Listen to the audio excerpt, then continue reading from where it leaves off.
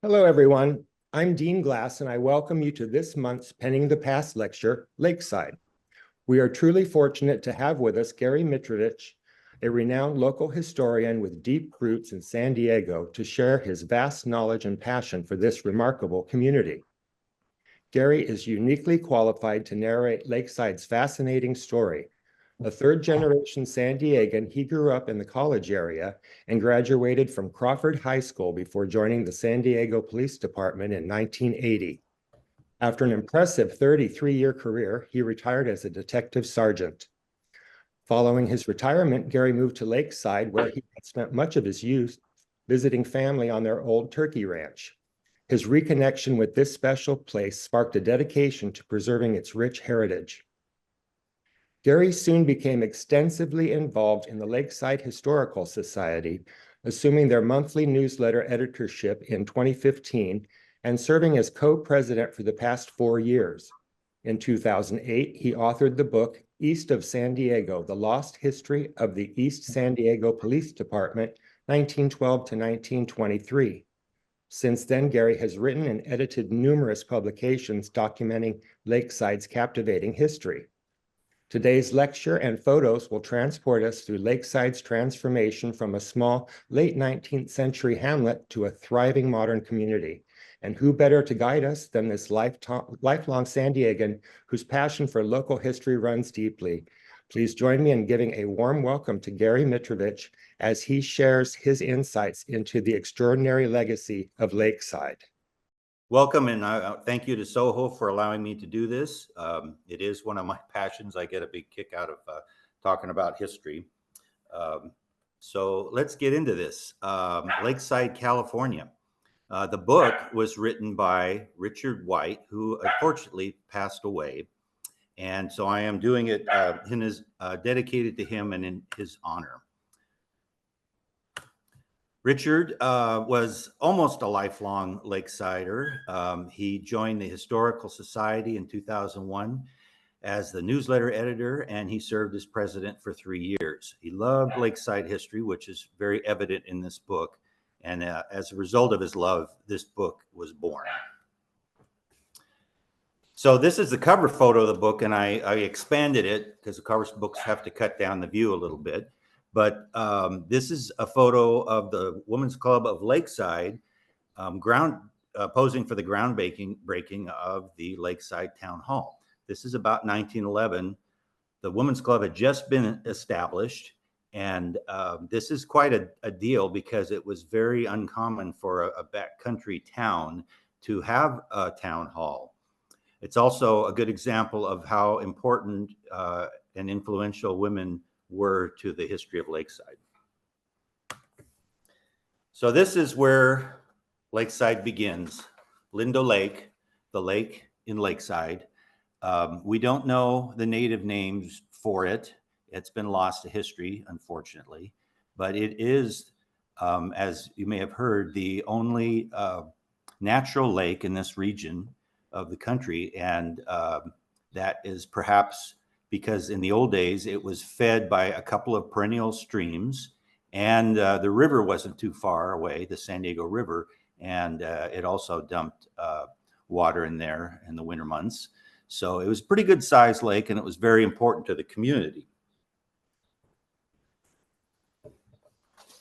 So a group of, they called themselves the Boston Syndicate, but a group of men formed the El Cajon Valley Land Company, and they eventually dropped the land part of their name. And they bought the Rancho El Cajon in early 1886. And by May, one of their members, Edward Dexter, had drawn up a couple of township maps to show how Lakeside would be laid out. And it's not a huge picture, but you can see the lake in the center, and you can see the downtown area is smaller lots, but as you moved away from the lake, the lots got bigger and bigger. And this was for rural considerations. One of the first things, though, that they did is they took a whole block of land and set it aside for a hotel. In fact, on the plot map, it says hotel. they had planned to build this hotel from the get-go, and this was going to be part of the magnet to get people to Lakeside.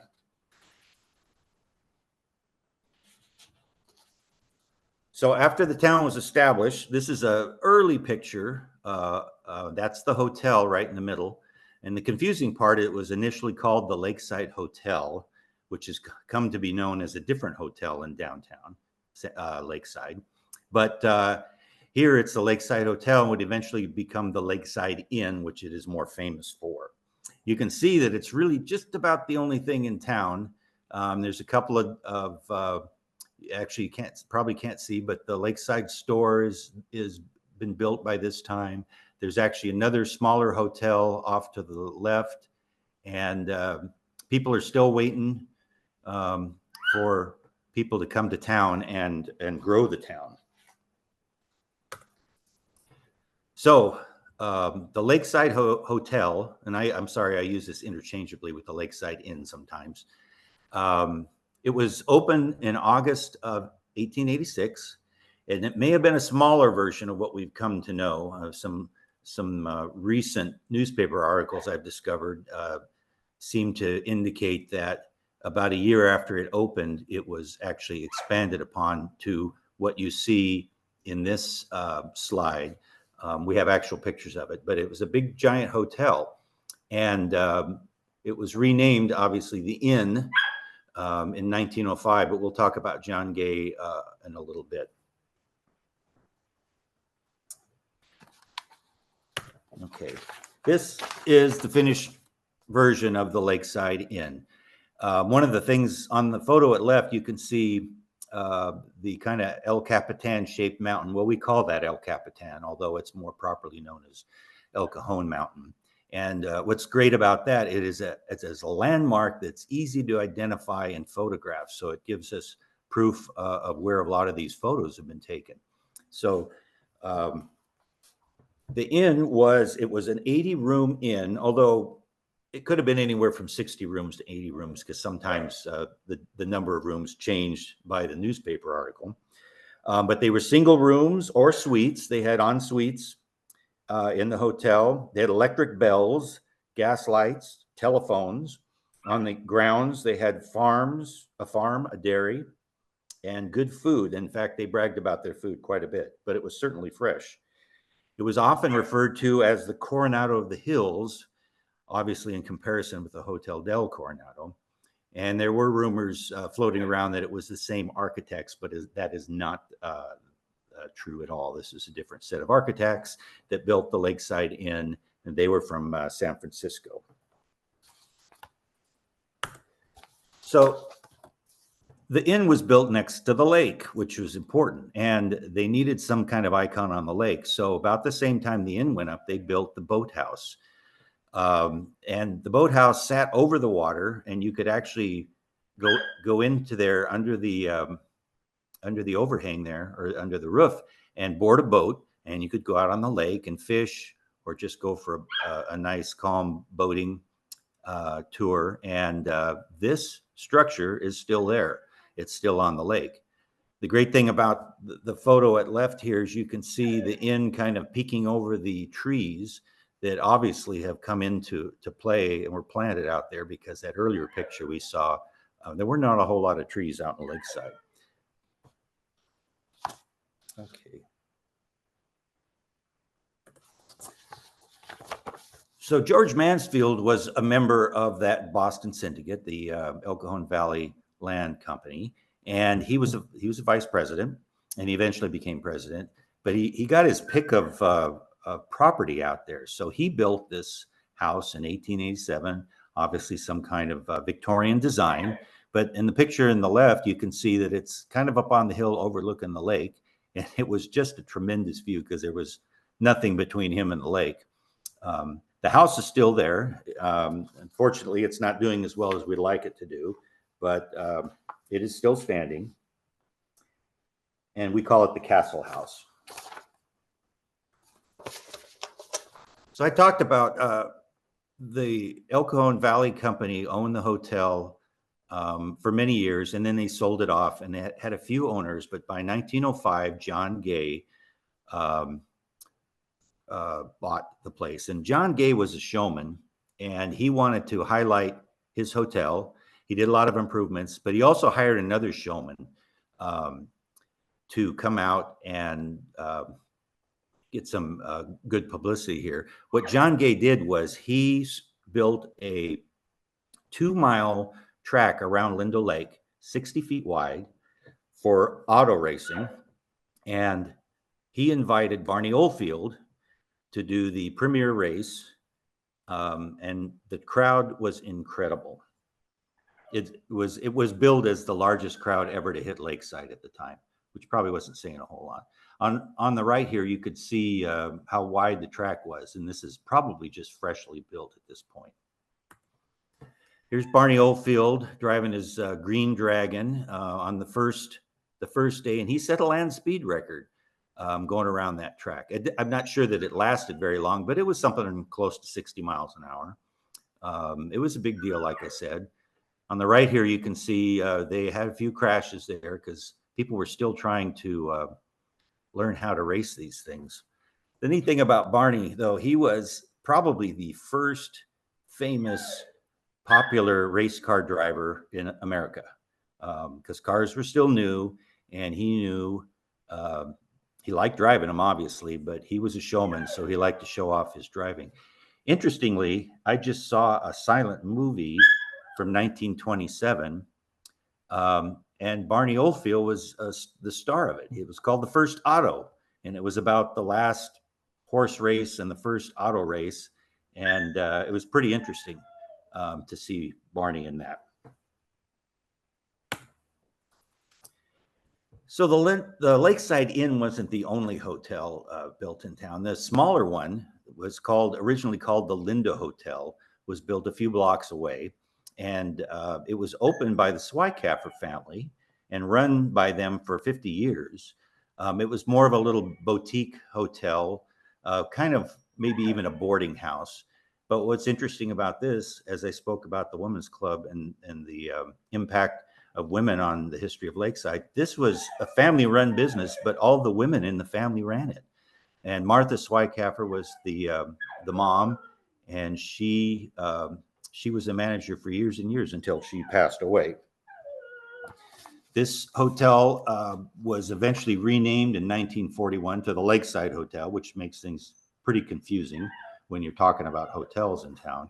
And from that point in the 60s and 70s and even the 80s, it got quite a reputation as a country western hangout bar.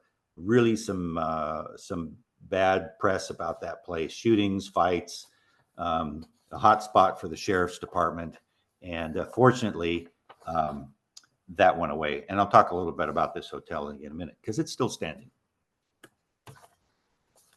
The first church service in Lakeside was actually held on the porch of the Lakeside Inn.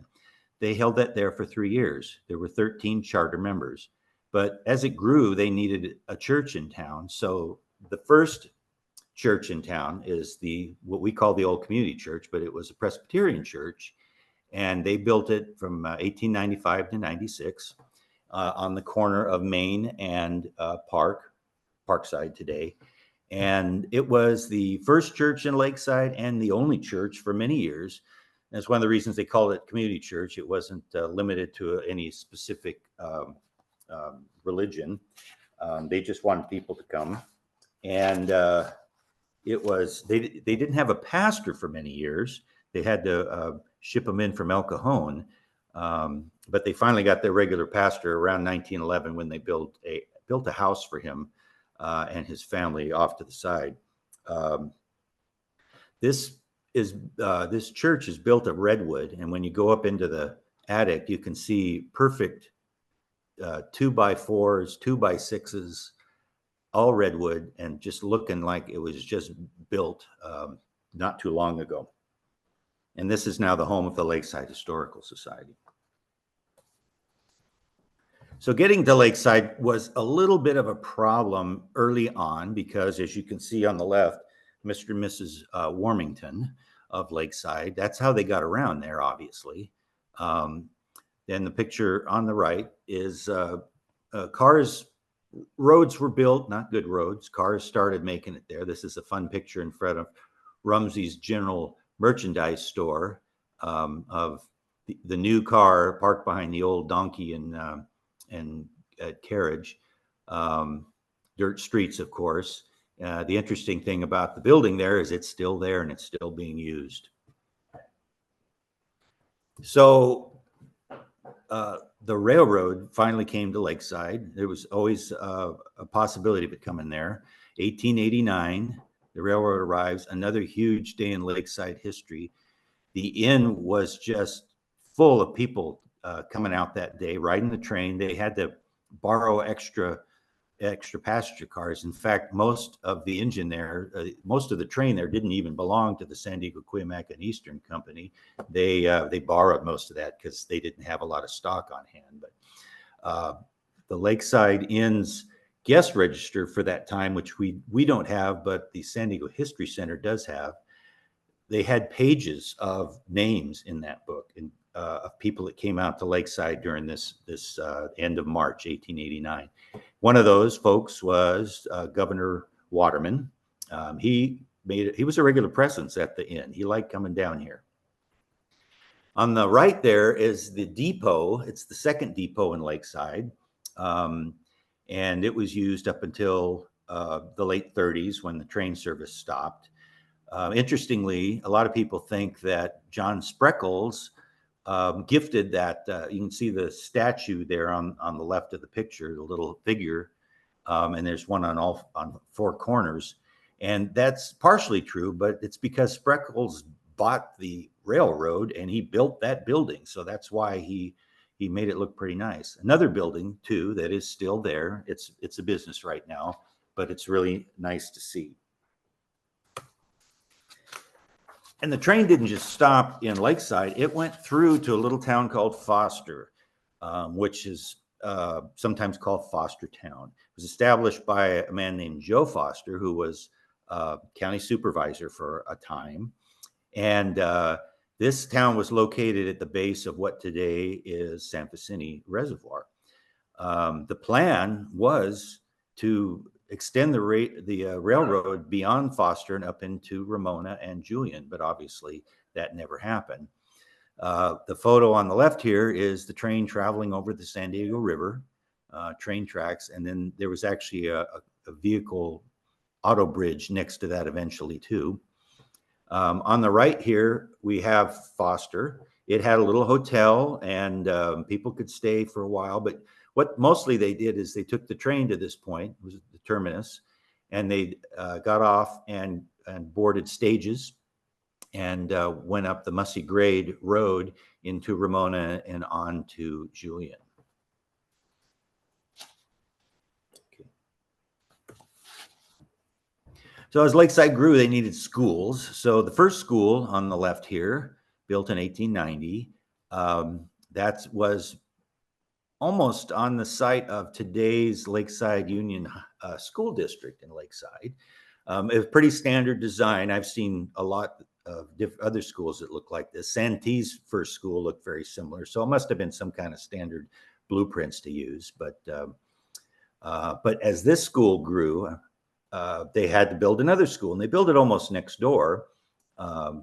As you can see on the right here, 1912, they built this, and it kind of became the middle school. It was built, and I have to beg forgiveness here. I've lost the name in my head somewhere.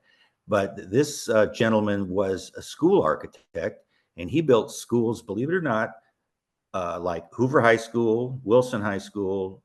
A lot of the old schools in town were built by this gentleman. This building still exists. And it's really historically significant because it's one of the few schools built by this school architect. What's kind of tragically funny is the first school burned down in 1916 while the graduating class from the second school was in town at the town hall graduating. So it always makes you wonder, it just sounds like it could be something nefarious going on there. But there was never any proof that anybody burned it down intentionally. Lakeside was fortunate. We didn't have a lot of fires because most of our buildings were wooden, but this was an example of one of them.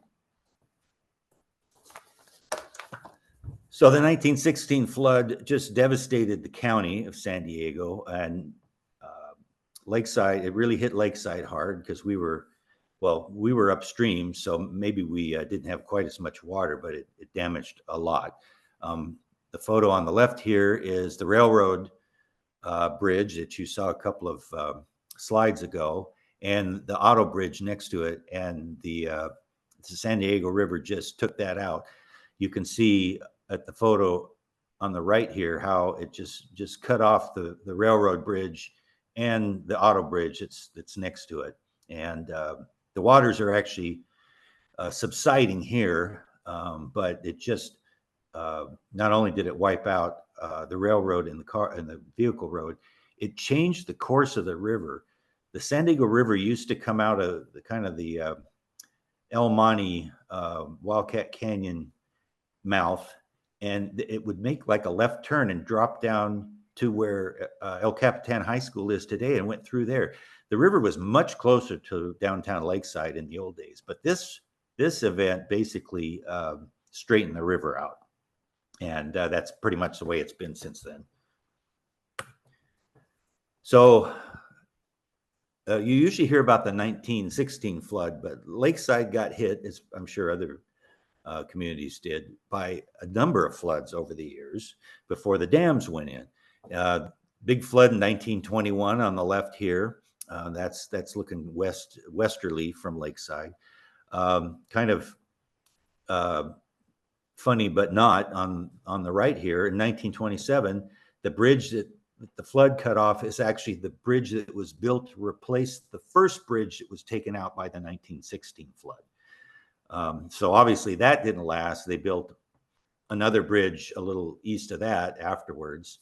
But that bridge is gone too, because the floods of 78, 79, 80 rendered the next bridge unpassable. So they had to build another bridge to get over the river.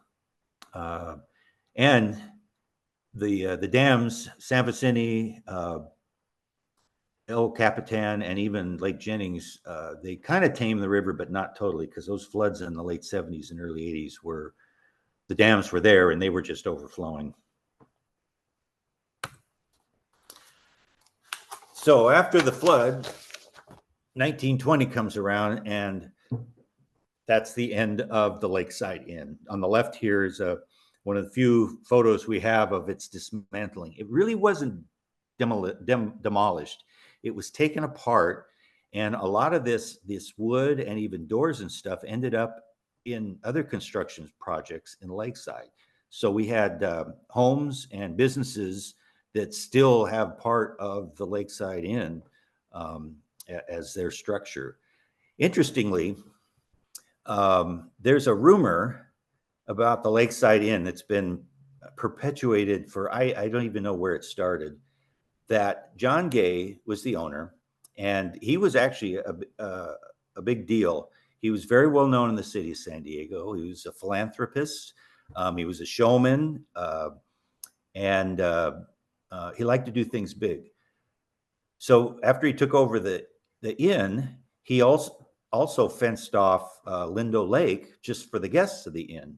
Well, this ruffled some feathers of some of the founding fathers, and I put that in air quotes because there weren't that many founding fathers of Lakeside, but some of the citizens didn't care for the lake being fenced off because they thought it was supposed to be a public park.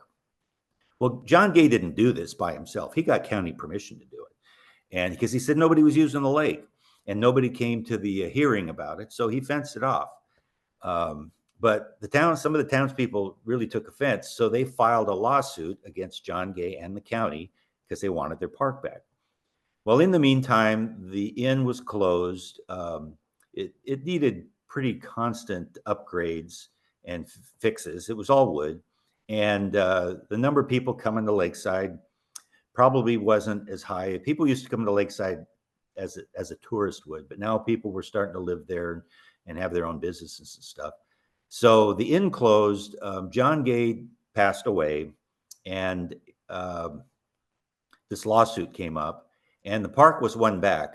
But back to the rumor is that John Gay was so upset with the town for filing a lawsuit against him that he put in his will that the inn was to be torn down upon his death, because he didn't want Lakeside to have any part of it. He didn't deserve it. Well, one of our members, Barbara Hogue, a few years ago wrote a book about John Gay and the inn, and she found John Gay's will. And it says nothing about tearing the inn down. All it says is, I leave everything to my wife, Jeanette. So that rumor that's been going around and still goes around is absolutely false. In fact, Jeanette Gay didn't even own the inn when it was, at this point, when it was torn down. She had sold it off. It was more likely the town just had kind of had enough of it, and it didn't seem like a great thing to have anymore. Although today we would love to have that thing here, but that's the way things go sometimes. So when the inn came down, the town and the park reopened. Lindo Lake reopened. The town celebrated, and the photo on the right here is the 4th of July of 1920. And big deal, because this blimp, it was the B-18 from North Island. It launched that morning, flew up the coast, and went out to Lakeside and landed at the park. The only blimp landing in the whole country, apparently, that day, because they made a big deal out of that. And the crew got off and had a barbecue with the residents. You can see at the bottom, there's a lot of people there. And the first organized rodeo was also held that day in Lakeside, which is now a pretty big deal. So Lakeside grew. The photo on the left here is still, the inn is still there, so obviously it's before 1920. All the buildings on the right of the photo on the left, sorry, I don't mean to confuse you, they're still standing. There's 2 residences and then the church, and one of the residences is a vet's office. The interesting thing about Main Avenue is that, sorry, my dog wants to be part of this. The interesting thing about Main Avenue is why it was spelled Main, like the state, because everybody thought, oh, it's Main Street. And I think I know the reason why it was named after the state, because Edward Dexter, who drew up the original plans and named all the streets, he was from Portland, Maine. So that makes sense that he named a street after his home state. And the thing is, it wasn't even meant to be the main street. In fact, some maps don't even show it, because some of the town grew up on adjoining streets. So I think that solves the mystery of Main Avenue, but it's just a good guess. The photo on the right here is just a little joke about rush hour traffic jam in 1908 on Lakeside on Main Avenue. Picture on the left here that's actually the first school that we showed you a few slides ago that burned down. You can see El Capitan Mountain in the distance. The Lakeside Inn is at the right side of the picture, and on the left side you can see the church standing there kind of by itself. It might be a little hard to see. There's a road underneath the church, and there's trees, and those are cork elm trees that were planted by the school children of Lakeside in 1893. And I have a story about those in a minute. Picture on the right here is from what we call Whitaker Hill. It's a little hill outside of town, and we have a lot of really neat photographs of the town throughout the years from that hill. But you can see the inn, and those structures in front of it are, it's the dairy and the little farm area, and it was quite a setup. And then you can see the racetrack. And I think I say 1912 because the last race was in 1912, and it kind of looks like it might be out of use. And then, of course, you can see the lake on the right side, and the house at the right corner, lower right corner, is the Castle House.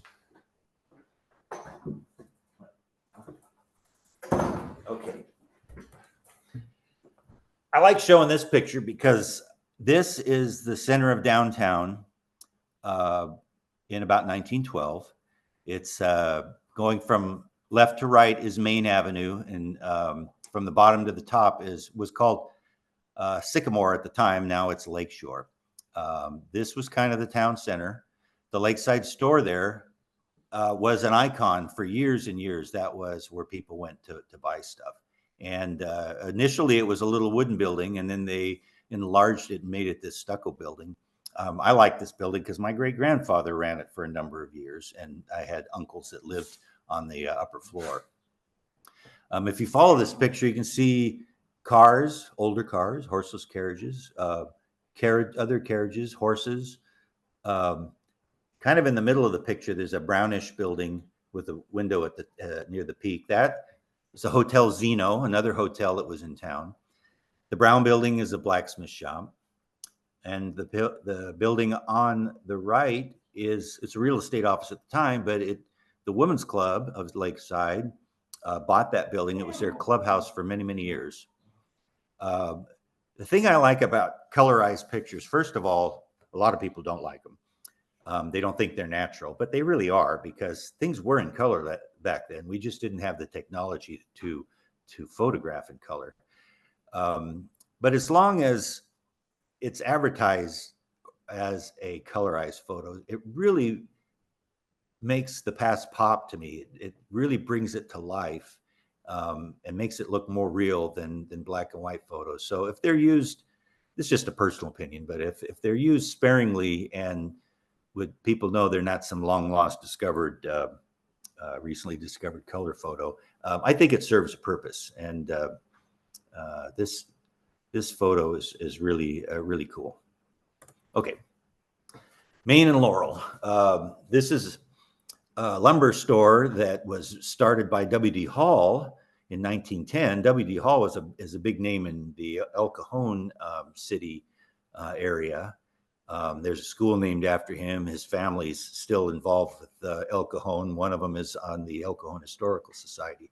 He built this lumber store here, and then he sold it to Harold Kibbe in 1914, and it stayed there for quite a while.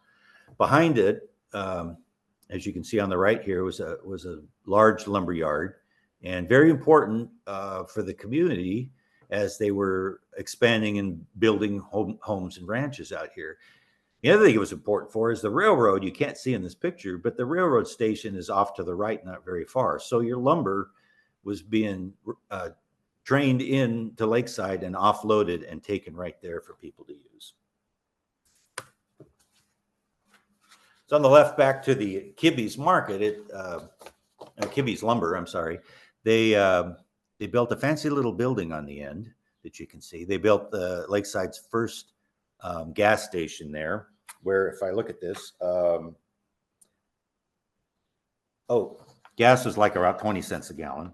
The big bus there that you can see is the Lakeside, the first Lakeside Union Grammar School bus, and it was supposedly the first enclosed bus too. Picture on the right is the same building. It's become the Lakeside Builders store in here, and but today it exists without the fancy roof line as Mary's Donuts, a very popular place in Lakeside. So Lakeside got its first bank, big deal. Unfortunately, it's not there anymore, but it was a beautiful bank and well used. The photo on the right here is just kind of a picture of how the town had become. Lakeside store being on the left side, you can see the bank, and then on the right side of this picture is storefronts that were built in about 1923, and that building is still there and still being used for business. The picture on the left is the building I was just talking about that's 100 years old this year. It's funny because at the very end, you can see the sign Lakeside Inn. Well, there were a couple of restaurants named after the inn years after it had been torn down. That's one of them. Huffman Brothers is a department store. that was very popular. The photo on the right is another Lakeside Inn restaurant that's today is the home of Eastbound on Main and Laurel, but it was built by Tom LaMadrid, whose family is still in town. Tom was a blacksmith. He was involved with the formation of the rodeo, and his blacksmith shop used to be at that location, and he built this. And as I said, his family's still in town. One of the things that I see when I see these kinds of pictures, and I think this one shows too, Lakeside grew and it had everything it needed. You didn't have to go anywhere else. Department store, restaurants. This photo here on the left, there's a bakery, there's an appliance store, there's a cleaners, a liquor store. That's the Lakeside store still there. You can see the bank. Lakeside had everything it needed, and you didn't really have to go very far, which has kind of made it a little bit independent, and a little bit of that feeling persists today, I think. The photo on the right here is the famous, we like to think it's famous, Watkins Bakery and Fountain. Well, it was called the Baked Sweet Shop, and the photo's from about 1950. But the Watkins family built this, and hold on. It existed from 1947 to 1962. They shipped their goods all over the country, and they were famous for the fruitcake. And I don't know if it's the fruitcake that we joke about now, but it must have been pretty good because they were shipping it all over the place. They had so much business that they actually had to create their own mail room in the back of the storefront so that they could, because the post office couldn't handle the volume. So they were mailing out their own stuff. Be right there.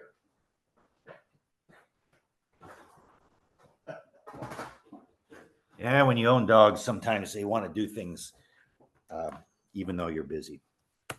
Okay, Woodside Avenue, back to the cork elms. Here's what they looked at the left when they were fully grown. I mean, this is how you got into Lakeside from the west end. You drove down Woodside Avenue. There was no Highway 67 at that point. And so this is how you entered Lakeside, these big, beautiful trees. And they were really something. Unfortunately, the downside to Lakeside growing is the road wasn't wide enough. So as they widened the road, they had to start taking these trees out to a point where they had to take all of them out. Not a single one survives today. Well, the woman on the right here, Flossie Beadle, took exception to that. Flossie spent a lot of time in Lakeside. She's kind of our unofficial first historian. She had a museum for a while. She later helped save the boathouse from being demolished. And she was a collector and a writer of history. She didn't like the idea of all these trees going down. So she grabbed her shotgun, and you can't see it here, but she chained herself to one of those trees. And unfortunately, it was probably more of a publicity stunt because she tried, and we applaud her for that, but didn't work, and all the trees are gone, which is, like I said, that's a shame. So ranches, farms, and houses. Well, ranches and farms is what Lakeside came to be known for. On the left here, the Thumb Cactus Ranch was open near where El Capitan High School is today. Hugo Thumb and his brothers were the inventors of flypaper. Hugo came out here and started this cactus ranch as an experiment to see if he could use cactus to feed cows. It didn't work, but he had this ranch for quite a number of years. Well, the Maniscalco family started working on the ranch, on the cactus ranch, and they liked it. So they decided to open their own in what we call the Lakeside Farms area. In the photo on the right, you could see the huge cactus ranch that was out there at Riverford, and I think it might be Riverford. I can't remember the other name of the street. That's terrible. But for years and years, up into the 60s, I mean, I remember seeing all this cactus here when I was a kid, and it was tremendous. And they shipped their cactus and their cactus apples all over the place. Very well known. They ran the Cactus Ranch from 1929 and closed it in 1968. And there are still some cactus plants out there, but they're few and far between. So one of the promotional pamphlets, those were big deals back in the day, especially it seems like in the late 1800s.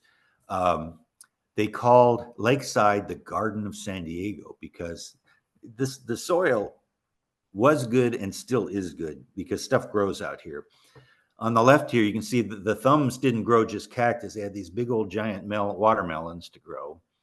This is the Coons sister. The Coons family was in town for a long time. And I believe there's still some folks out here. On the right here, the Lakeview Las Cochas area was citrus farms and citrus groves. And in the building in the middle was the original Lakeview School. That building is still there. It's a private residence now, but across the street in the big open area there is the site of the new Lakeview School. But you can see all the rows and groves of trees growing out there.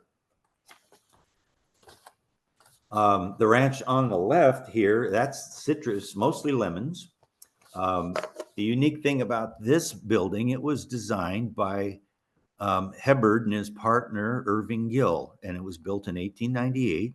It's still there on the top of this mountain, although it's a little harder to see because of the housing that's built up around it. But you can see just acres and acres of citrus trees. On the right here, it's the Riverview Winter Gardens area. You don't see too many trees yet, but that's the birth of the avocado groves out there. Winter Gardens was, well, they called it Winter Gardens because they had gardens during the winter.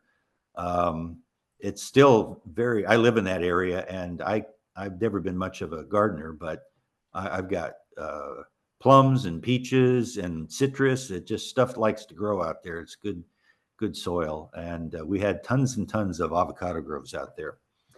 Interestingly, those the fruits of those labors were taken over to Pepper Drive. If you know the area, Pepper Drive goes right down to Gillespie Field. Eventually, I mean, you have to jump across the freeway. But at the time, there was no Gillespie Field. There was a railroad station in the middle of where Gillespie Field is now, called Webb. I don't know why they named it Webb, but so the gardeners out here in Winter Gardens, they would just take their stuff down Pepper Drive, which was lined by pepper trees, to Webb and load them on the trains to go to San Diego.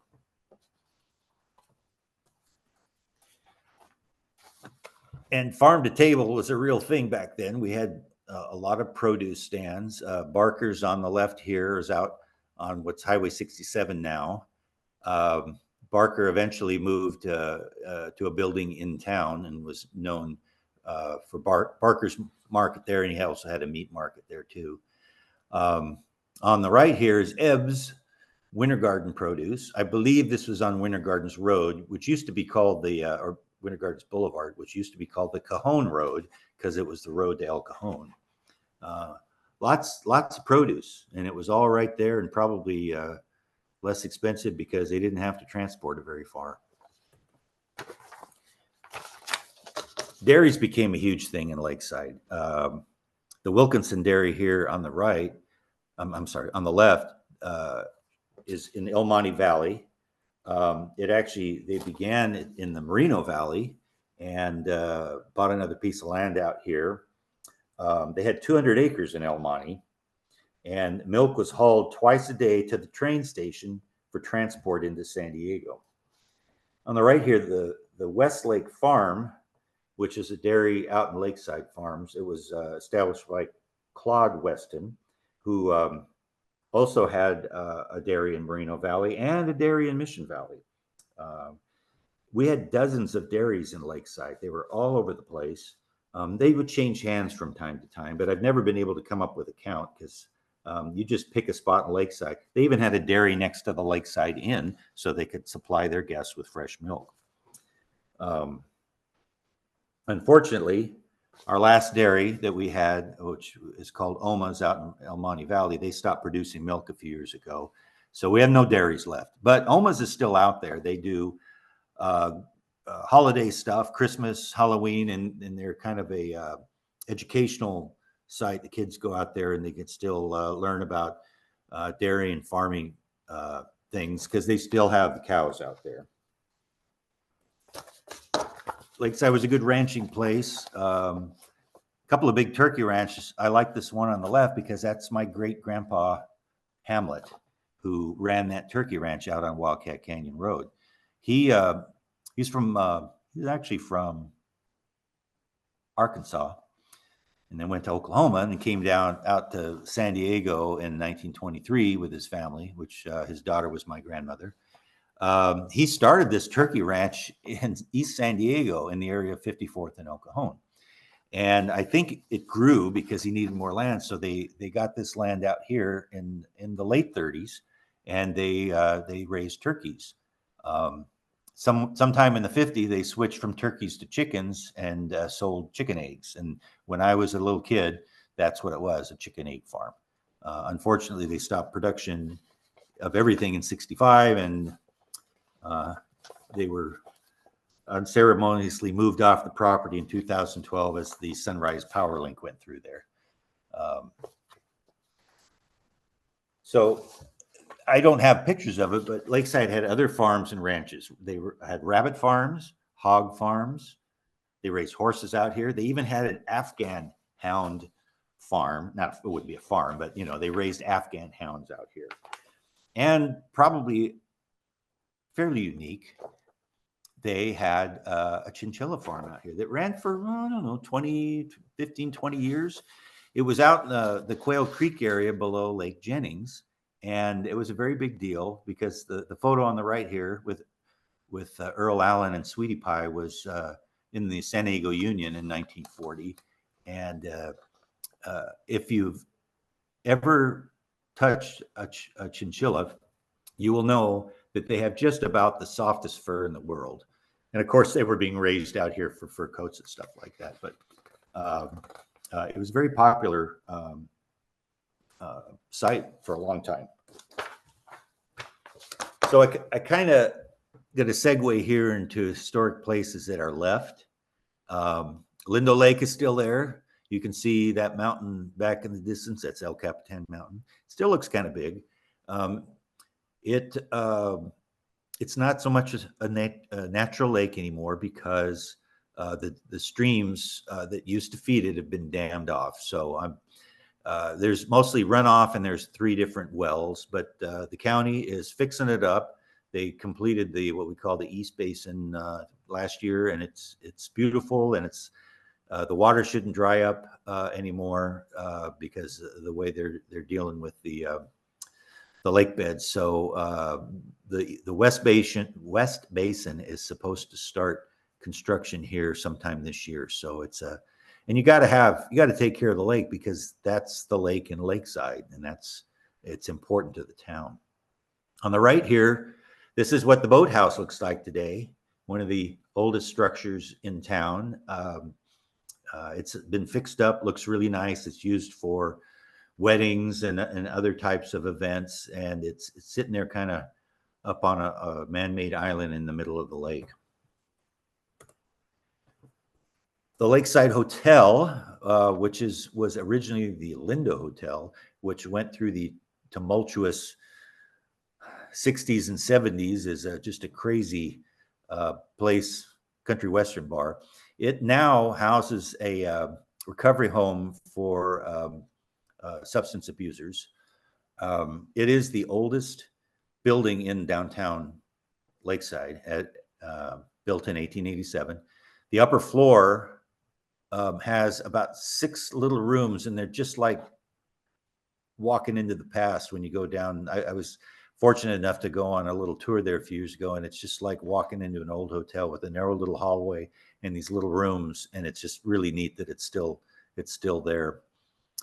On the right is the Old Community Church. It's the home of the Lakeside Historical Society. A few years ago, sheriff's reserves were doing a little horse patrol there, and that's not something you see in Lakeside anymore. A couple of horses, but they posed in front. The church is in good shape. We use it regularly. The Women's Club uses it. The Garden Club, I believe there's a plant sale there this weekend. Other groups use it. You can get married there still. There are no church services there anymore. The Presbyterian Church moved a couple of blocks down the street to their, and I use air quotes here, new building, which is about 60 years old. But this is kind of the town center. We have our Spirit of Christmas here. The chamber does put the Christmas tree down there. We just had a Western Days breakfast in the courtyard celebrating the rodeo, and the parade goes by. So we're really, really proud of that building, as you can tell. I didn't talk about the Ferry House, but that is actually the oldest house we know of in Lakeside, built in 1875. It's up in Lakeside Farms. And it was the center of orchards out there. They grew peaches, they grew strawberries, they grew all kinds of stuff out there. A couple of buildings are left that they used to sell this produce out of. When the land went to development, the developer was persuaded to fix this house up, and it's in great shape now. Privately owned, but it looks beautiful, and we're glad to have it. The house on the right here, the French house, built 1891. It's about around the corner from the our old community church. Still standing, not looking too bad. A lot of our buildings are still up by sheer luck, but we hope that they can remain. And we have worked with owners and architects to change some things that we didn't think looked so good, and we've been fairly successful, fortunately. We appreciate that. Lakeside has a community sign, which is very exciting because it's really the first community sign that was erected in an unincorporated town in the county. I believe Ramona's coming up on maybe getting one as well, but this is at the north end of Main Avenue, and it went up a couple of years ago thanks to the Chamber of Commerce, and we like that too. On the right here, these just went up a couple of weeks ago. Our historic district street banners that are on our old-fashioned street lamps on Main Avenue. This is thanks to the Main Avenue Revitalization Association, a small group that does things to help and support the businesses there. They raise money. We put awnings on some of the businesses. We painted them. Mara for short. They have street cleaners come in. They've get the trash picked up a couple of times a week just to make Lakeside look good and keep it looking good. And we appreciate what Mara does for the town. So I think that's probably enough. Thank you for listening. Thank you for the time. I appreciate it. Is anybody there? Yes, thank you, Gary. That was great. Great. We have a couple of questions. We're just about out of time, so we could quickly get to these two questions, and then we'll wrap up here. Does the Lakeside Historical Society offer any tours? You can do stop not. screen sharing if you want. Oh, I don't know. I see myself, but I can just answer. That's fine. It'll take too long for me to try to figure it out. We, not lately, but we do have a free walking tour guide that'll take you in the downtown area with photos and descriptions of the historic buildings. So that's a fairly popular little pamphlet, and it's free. We haven't done any tours for a while, but we do have our archives are open every Wednesday morning, and we have a gift shop that has all our books that's open Tuesday through Saturday. Wonderful. And is the Ferry House named after John H. Ferry, who lived in Mission Hills in the 1910s? He was the San Diego County recorder for years. I have to plead ignorance here. I should have done it. It may be, but they were in Lakeside a lot longer before. We have a lot of stuff on the Ferry House, but I just kind of put it in at the last minute, and I didn't do my due diligence here. So we've got quite a bit of information about them, and in our history book, Legends of Lakeside. So, I mean, if they want to call us during the weekday or at 619-561-1010, 1886, we could do that. We give some more information on that. I would say probably, but it's kind of a guess. Oh, great. And I guess that is it for our questions. So we can wrap up now. Thank you so much, Gary. That was very interesting. As I told you, my grandparents lived in Lakeside when I was a kid. Yes. I spent a lot of time there. I'd also like to thank the extraordinary Janet O'Day, whose volunteer work behind the scenes has made the lecture series possible.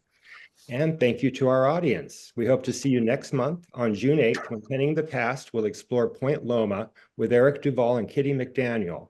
And remember that the books discussed in this series can be purchased at the Marston House Museum shop. Thank you all for your support of Soho, and enjoy the rest of your day.